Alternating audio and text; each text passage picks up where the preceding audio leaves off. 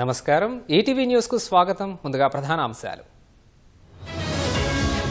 పూరి గుండీచా దేవాలయం వద్ద తొక్కిసలాట, 3 మృతి, 50 మందికి పైగా గాయాలు. మృతుల కుటుంబాలకు 25 లక్షల పరిహారం, పూరి కలెక్టర్ ఎస్పీలపై బదిలీ వేటు. సంక్షేమ పథకాల ద్వారా 95 కోట్ల మందికి లబ్ధి, 10 ఏళ్ల క్రితం ఆ సంఖ్య 25 కోట్లేనన్న ప్రధాని మోదీ. ఉత్తరాఖండ్లో ఆకస్మిక వరదలు, 2 కార్మికులు మృతి, 7 గల్లంతు.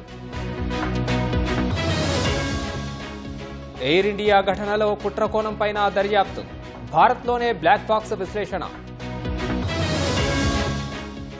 ఉక్రెయిన్పై రష్యా అతిపెద్ద గగనతల దాడి, 477 డ్రోన్లు, 60 క్షిపణులు ప్రయోగం.